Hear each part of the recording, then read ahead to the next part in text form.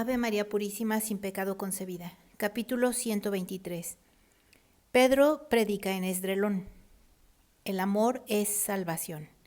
Escrito el 22 de agosto de 1945. ¿Qué cosa estáis haciendo, amigos, cerca de esta hoguera?, pregunta Jesús al encontrar a sus discípulos alrededor de una buena fogata que resplandece en las primeras sombras de la noche en un crucero de la llanura de Esdrelón. Los apóstoles dan un salto de sorpresa al no haberlo visto llegar y se olvidan del fuego para aclamarlo. Parece como si hubiese pasado un siglo que no lo viesen y luego dicen: ¡Chist! Arreglamos una dificultad entre dos hermanos y de Yisrael y quedaron tan contentos que quiso cada uno darnos un cordero. Pensamos en cocinarlo y darlo a los dedoras. Miqueas de Yocana los degolló y los preparó. Ahora los estamos cociendo. Tu madre con María y Susana fueron a decir a los dedoras que viniesen al caer la tarde, cuando el mayordomo se encierra en casa a echarse tragos y tragos. Las mujeres llaman menos la atención. Nosotros buscamos la manera de verlos, pasando como viajeros por sus campos, pero poco faltó. Habíamos decidido reunirnos esta noche aquí y decir algo más para el alma y hacer que se sintiesen bien en los estómagos, como has hecho tú varias veces. Pero ahora estás aquí y será mucho mejor. ¿Y quién iba a hablar?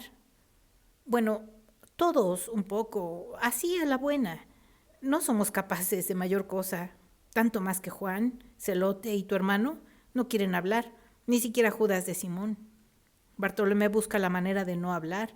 También por esto nos hemos peleado, dice Pedro. ¿Y por qué esos 5 no quieren hablar? Juan y Simón porque dicen que no está bien que siempre ellos hablen. Tu hermano porque quiere que yo hable, pues dice que de otro modo jamás empezaré. Bartolomé porque tiene miedo de hablar mucho, como si fuera maestro, y de no saber convencerlos. Comprendes que son excusas. ¿Y tú, Judas de Simón, por qué no quieres hablar? Por las mismas razones de los demás. Son justas todas. Muchas razones, y no se ha dicho ni una. Ahora yo soy el juez y con sentencia inapelable. Tú, Simón de Jonás, hablarás como dice Tadeo, que justamente ha dicho, y tú también, Judas de Simón, hablarás. Y de este modo, una de las muchas razones que Dios conoce y también tú, deja de existir. Maestro, piénsalo, no se trata de nada, replica Judas. Pedro lo interrumpe diciendo: oh Señor, hablar yo, estando tú presente, no lo lograré. Tengo miedo de que te rías de mí. ¿No quieres estar solo? ¿No quieres estar conmigo? ¿Qué quieres, pues? Tienes razón, pero ¿qué diré? Mira a tu hermano que viene ahora con los corderos. Ayúdalo y mientras los cocinas pensamos. Cualquier cosa nos puede dar pie para hablar. ¿Hasta un cordero sobre las llamas?, pregunta incrédulo Pedro. Hasta eso. Obedece. Pedro da un suspiro que causa lástima, pero no replica. Va a encontrar a Andrés y lo ayuda a meter los animales a un puntiagudo bastón que hace de espitón y cuida que se preparen en tal forma que su preocupación se refleja en su cara, algo así como si fuera un juez en el momento de dar la sentencia. Vamos al encuentro de las mujeres, Judas de Simón, dice Jesús, y se va hacia los campos muertos de Doras. Un buen discípulo no desprecia lo que el maestro no desprecia, Judas, dice después de algunos minutos y sin preámbulos. Maestro, no desprecio, pero como Bartolomé, siento que no seré entendido y prefiero callar. Natanael lo hace por miedo de no realizar mi deseo, esto es, de iluminar y consolar los corazones. Él también hace mal, porque le falta la confianza en el Señor. Pero tú haces peor, porque en ti no es miedo de que no se te entienda, sino desdén de hacerte entender de pobres campesinos, ignorantes de todo, menos de la virtud, en la que ciertamente superan a muchos. No has entendido nada todavía. El Evangelio es exactamente la buena nueva llevada a los pobres, a los enfermos, a los esclavos, a los abandonados. Después será también de todos, pero se ha dado para que los inferiores y los infelices de toda clase de infortunios tengan ayuda y consuelo. Judas baja la cabeza y no responde nada. Judas de Simón es Judas Iscariote. De un montón de plantas se asoman María Cleofás y Susana. Madre, buenas tardes, la paz sea con vosotras, mujeres. Hijo mío, fui a aquellos pobrecitos, pero tuve una buena noticia que no permitió que sufriera lo indecible. Doras ha dejado estas tierras y las toma Yocana. No es un paraíso, pero no es ya más el infierno. Hoy el mayordomo lo dijo a los campesinos. Doras ya se fue. Se llevó en sus carros hasta el último grano de trigo y dejó a todos sin comer. Y como el mayordomo de Yocana tiene comida solo para los suyos, los de Doras se hubieran quedado sin comer. Han sido realmente una providencia los corderitos. También es providencial que ya no pertenezcan a Doras. Vimos sus chozas, posilgas, dice irritada Susana. Todos esos pobrecitos son felices, añade María Cleofás. También yo estoy contento. Estarán siempre mejor que antes, dice Jesús, que se dirige a los discípulos. Juan de Endor lo alcanza con unos cántaros de agua que lleva con Hermasteo. Nos lo dieron los de Yocana, dice, después de haber hecho la reverencia a Jesús. Regresan todos al lugar donde cocinan los dos corderos en medio de espesas nubes de humo. Pedro sigue dando vueltas a su espitón y a sus pensamientos. Judas Tadeo, por su parte, abrazado el cinturón de su hermano, va y viene hablando animadamente con él. Otros parten leña, otros preparan las tablas y traen grandes piedras que servirán de sillas, de mesas, no sé de qué más. Llegan los campesinos de Doras, mucho más flacos y desgarrados, pero tan felices. Son unos 20 y no hay ni siquiera una mujer ni un niño, pues todos son hombres solos. La paz sea con todos vosotros, y bendigamos juntos al Señor por habernos dado un patrón mejor. Bendigámoslo rogando por la conversión del que nos hizo tanto sufrir. ¿No es verdad? ¿Estás contento, Padre? Yo también. Podré venir más frecuentemente con el niño. ¿Te dijeron? Lloras de alegría, ¿verdad? Ven, ven sin temor, dice hablando con el abuelo de Marciam, del cual inclinado le besa las manos y en medio de lágrimas le dice, no pido más al Altísimo, me dio más de lo que pude haberle pedido. Ahora quisiera morir por miedo a vivir aún de volver a caer en mis sufrimientos.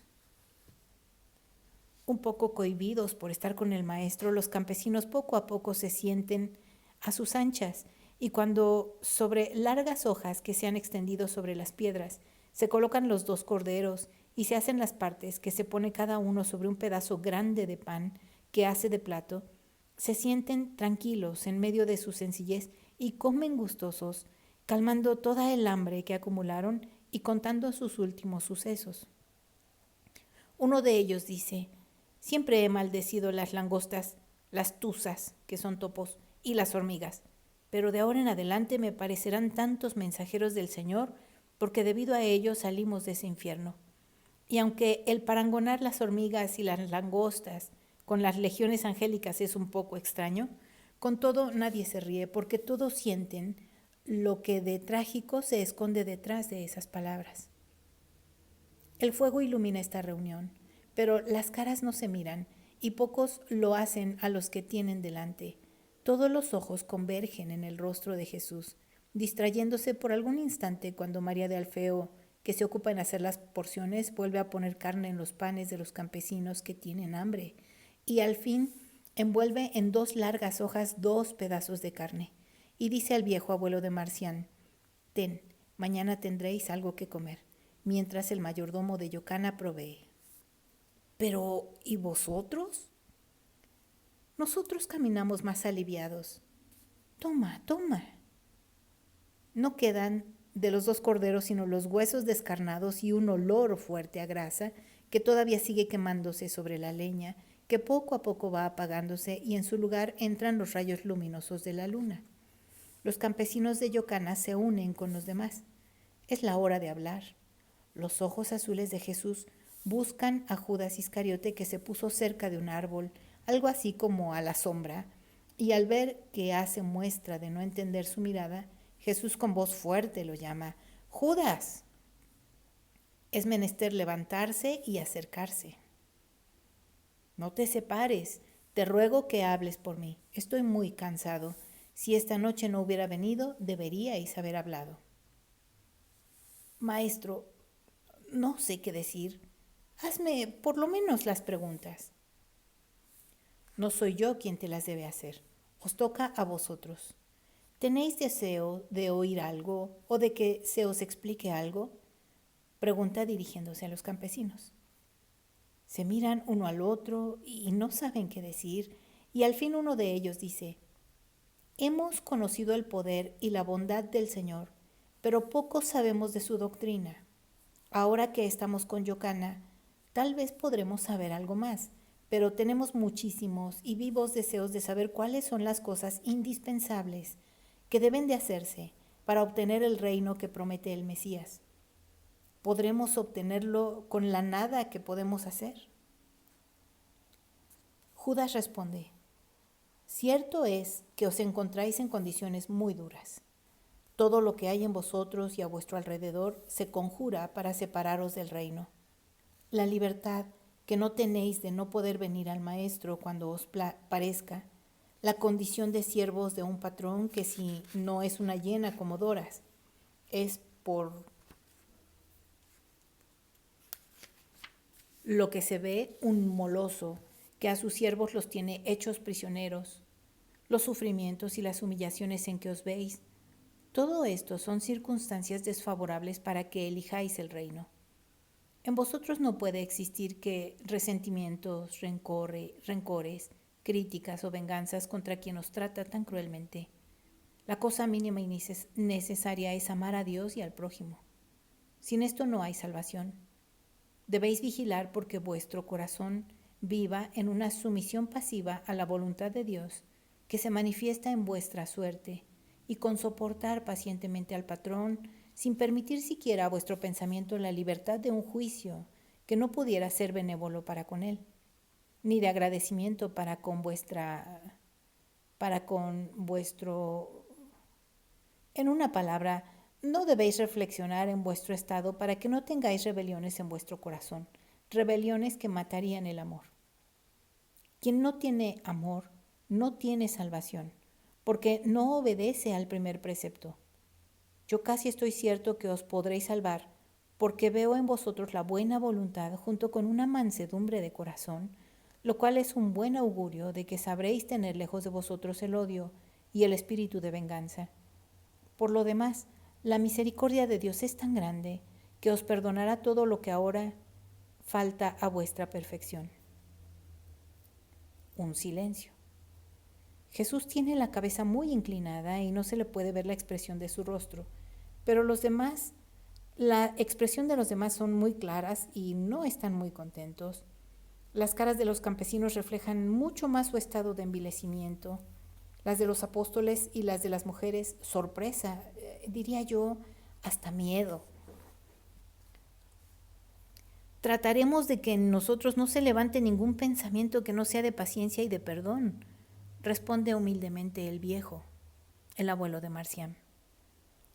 Otro campesino dice: ciertamente que será difícil llegar a la perfección del amor, sobre todo para nosotros, que ya es mucho si no nos hemos convertido en asesinos de nuestros torturadores.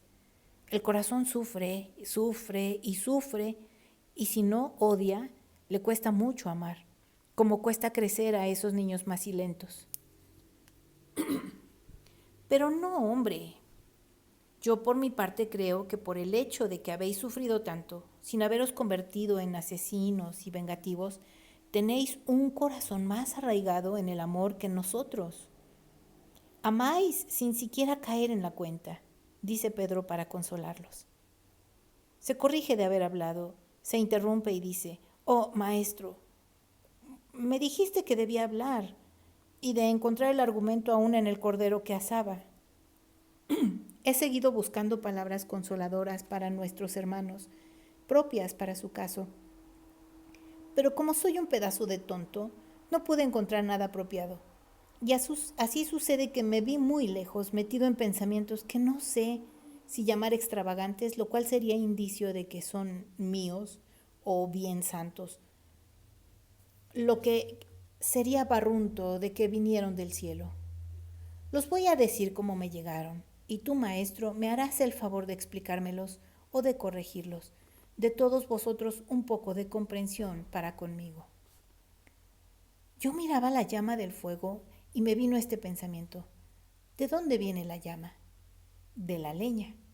Esta de sí no llamea. Al contrario, si no está muy seca, no prende para nada, porque el agua impide a la yesca prenderla. La leña, cuando está ya muy vieja, llega hasta podrirse y los comejenes la reducen a polvo y pese a eso, no se enciende por sí misma. Pero si uno la prepara, le acerca el eslabón, le pone la yesca y se aprovecha uno del primer chispazo soplando en las ramitas más secas para que crezca la llama, pues siempre se empieza por las cosas más pequeñas, y entonces la llama se levanta y se hace grande y hermosa, útil, y todo en su luz baña hasta los toscos leños. Y me decía, nosotros somos la leña, por nosotros mismos no podemos encendernos. Por nuestra parte se exige que no estemos muy cargados de cosas de la carne y sangre, para que de este modo la yesca pueda dar su chispazo. Debemos desear arder, porque si permanecemos inertes nos puede destruir la intemperie y los comejenes, esto es, nuestra fragilidad humana y el demonio. Mas si nos entregamos al fuego del amor, comenzará a encender las ramitas más débiles y las destruirá. Y para mí las ramitas eran las imperfecciones. Y luego crecerá la llama y dará el asalto a los leños, esto es, a las pasiones más fuertes. Y nosotros, la leña, en realidad material dura, obscura y hasta fea, nos convertiremos en esa llama hermosa, incorpórea, ágil, brillante. Y la razón será porque nos prestamos al amor que es el eslabón y la yesca que hace de nuestro miserable ser de hombre pecador el ángel del futuro, el ciudadano del reino de los cielos. Y esto fue lo que pensé. Jesús tiene un poco levantada la cabeza. Está escuchando con los ojos cerrados y con un bosquejo de sonrisa en sus labios. Los ojos miran a Pedro muy admirados, pero sin temor alguno. Y entonces continúa tranquilamente. Me vino otro pensamiento al ver cómo se asaban los animales. No digáis que soy pueril en mis pensamientos. El maestro me dijo que los buscara en lo que estaba lloviendo y obedecí. Así pues, miraba a esos animalitos y me decía, mira, son dos inocentes, dos mansos corderitos. Nuestra escritura está llena de dulces alusiones al cordero, para recordar al que es el Mesías y Salvador prometido del que se hace alusión en el cordero mosaico, y para enseñarnos que Dios tendrá perdón de nosotros. Lo dicen los profetas. Él vino a juntar sus ovejas, a ayudar a las heridas y a cargar a las que se han roto algún miembro. ¡Cuánta bondad!, me decía. ¿Cómo se ha de tener miedo a un Dios que nos promete tan gran piedad y a nosotros que somos tan miserables? Y me añadí a mí mismo, es menester ser mansos, por lo menos mansos, ya que inocentes no lo somos, mansos y deseosos de consumirnos en el amor, porque el cordero más bello y más puro, ¿en qué se convierte después de haber sido degollado si la llama no lo asa? En una carroña fétida. Pero si el fuego lo empapa, lo llena, se convierte en un alimento sano y bendito. Y terminaba yo así. En resumidas cuentas, todo el bien lo hace el amor. Él nos despoja de la pesantez de nuestra flaqueza humana, nos hace brillantes y útiles, y nos hace buenos para con los hermanos y aceptables a los ojos de Dios. El amor sublima nuestras buenas cualidades naturales al llevarlas a una altura que recibe el nombre de virtudes sobrenaturales. Y quien es virtuoso es santo, y quien es santo posee el cielo. Por esto, lo que nos abre el camino de la perfección no es la sabiduría y no es el temor, es el amor. Este, más que el temor del castigo, nos aleja del mal por el deseo de no afligir al Señor. El amor nos hace compadecer a nuestros hermanos, nos hace amarlos porque vienen de Dios. Por esto, el amor es la salvación y la santificación del hombre. Bueno, estas eran las cosas que pensé al mirar el asado y al obedecer a mi Jesús. Perdonad si fueron pocas cosas, pero a mí me hicieron bien. Os las doy con la esperanza de que también a vosotros os lo hagan. Jesús abre sus ojos, están radiantes. Alarga su brazo y pone la mano sobre la espalda de Pedro. En verdad, encontraste las palabras que te hacían falta. La obediencia y el amor te las presentaron. La humildad y el deseo de dar consuelo a los hermanos harán a estos otras tantas estrellas en su cielo oscuro. Dios te bendiga, Simón de Jonás. Dios te bendiga, maestro mío. ¿Y tú no hablas? Mañana entrarán en su nueva dependencia. Bendeciré su entrada con mi palabra. Ahora id en paz, y Dios sea con vosotros. El Señor te bendiga y te guarde, haga brillar su rostro sobre ti y te conceda su gracia. El Señor vuelva su rostro hacia ti y te conceda su paz.